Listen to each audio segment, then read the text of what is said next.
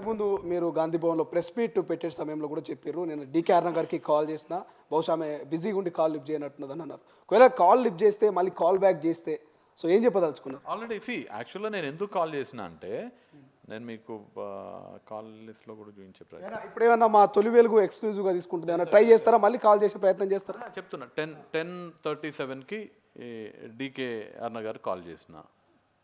ఎందుకు కాల్ చేసిన అంటే వారు ఏమన్నారంటే టైము, డేట్, స్థలం నన్నన్నా చెప్పమన్నారు, ఆవిడన్నా చెప్తా అన్నారు. సో నేను ఆవిడతో మాట్లాడితే కనుక ఆవిడికి అనుకూలంగా ఉన్నటువంటి డేటు, టైం, స్థలం ఫిక్స్ చేసి ప్రెస్కి చెప్దామనే ఉద్దేశంతో నేను కాల్ చేయడం జరిగింది, వేరే ఉద్దేశం కాదు.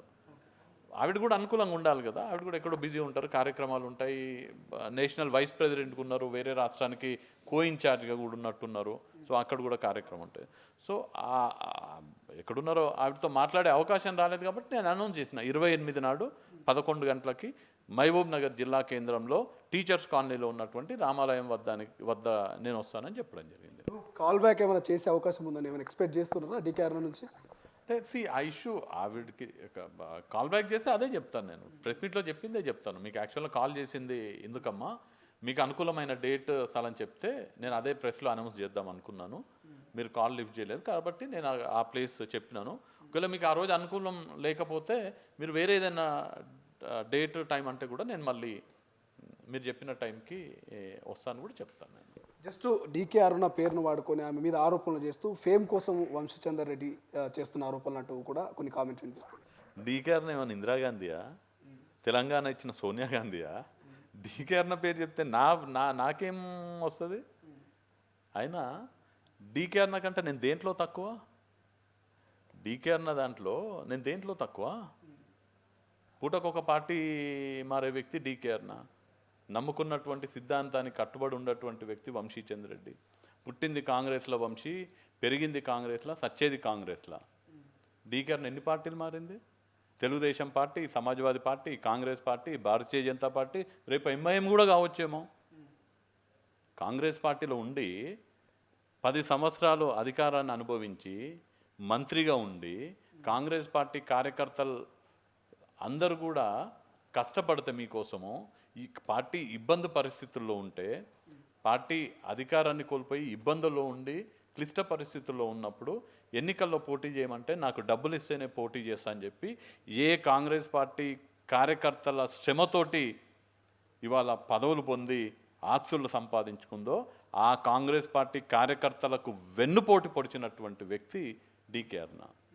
అట్లాంటి ఆమె పేరు పలకనికేనే నాకు సిగ్గైతుంది.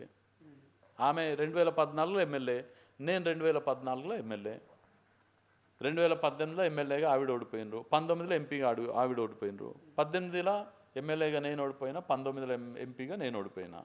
ఆమె పార్టీలో పీసీసీ వైస్ ప్రెసిడెంట్ ఉన్నప్పుడు నేను ఏఐసీసీ కార్యదర్శిని. ఏఐసీ నేను 2006 సంవత్సరం నుంచి ఏఐసీసీ మెంబర్గా ఉన్నా. ఆవిడ 2014 తర్వాత ఏఐసీసీ మెంబర్ అయినరు. ఆమెనే నా పేరు తీసుకొని పేరు సంపాదించుకోవాలనుకుంటుంది.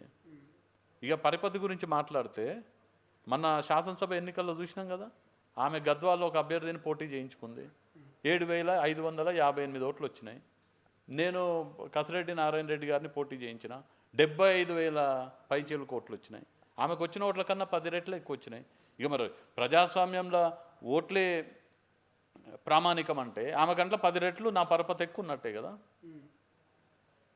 పార్లమెంట్ ఎన్నికల వేళ అటు పాలమూరులో ప్రత్యర్థిగా ఉండబోతుంది అనేటువంటి కోణంలోనే ఏమైనా మీరు కొన్ని కామెంట్స్ వినిపిస్తున్నారా మీద? ఎన్నికలు వస్తూ ఉంటాయి, ఎన్నికలు పోతూ ఉంటాయి. ప్రత్యర్థిగా ఆవిడ ఉంటుందని ఇంకా ఏం బీజేపీ నుంచి ఆవిడేం అభ్యర్థిగా ఇంకా ఫైనలైజ్ కాలేదు, కాంగ్రెస్ నుంచి నేనేం ఫైనలైజ్ కాలేదు, నేను అభ్యర్థి అని నేనేం చెప్పట్లేదు. నేను పార్టీ అవకాశం ఇస్తే పోటీ చేయడానికి సిద్ధంగా ఉన్నా అనే మాట చెప్తున్నాను. ఒకవేళ ఇవ్వకపోతే ఏం చేస్తారు? ఇవ్వకపోతే పార్టీ ఎవరిని అభ్యర్థిగా నిర్ణయిస్తే వాళ్ళని సపోర్ట్ చేస్తా. మా దగ్గర యూత్ కాంగ్రెస్ అధ్యక్షులు శివసేన రెడ్డి గారు ఉన్నారు. ఒకవేళ శివసేన రెడ్డి గారు మన శాసనసభ్యకు టికెట్ అడిగినారు, అక్కడ ఉన్నటువంటి ప్రత్యేక పరిస్థితుల వల్ల ఇంకేదైనా అవకాశం కల్పిస్తామని ఇవ్వలేకపోయినారు. శివసేన రెడ్డి గారు పోటీ, కాంగ్రెస్ పార్టీ శివసేన రెడ్డి గారికి టికెట్ ఇస్తే శివసేన రెడ్డి గారికి మద్దతు ఇచ్చి, పూర్తిగా మద్దతు ఇచ్చి శివసేన రెడ్డి గారిని గెలిపించుకుంటాము. ఇంకెవరికి కాంగ్రెస్ పార్టీ టికెట్ ఇచ్చినా, మహబూబ్ నగర్ లోక్సభ నియోజకవర్గం నుంచి ఏ వ్యక్తికి కాంగ్రెస్ పార్టీ టికెట్ ఇచ్చినా వాళ్ళ కోసం పూర్తిగా 24 గంటలు పనిచేసి ఆ వ్యక్తిని గెలిపించుకునే బాధ్యత మహబూబ్ నగర్ నియోజకవర్గంలో ఉన్నటువంటి నాతో పాటు ప్రతి ఒక్క కాంగ్రెస్ పార్టీ నాయకుడు కార్యకర్త కష్టపడి పనిచేస్తాం.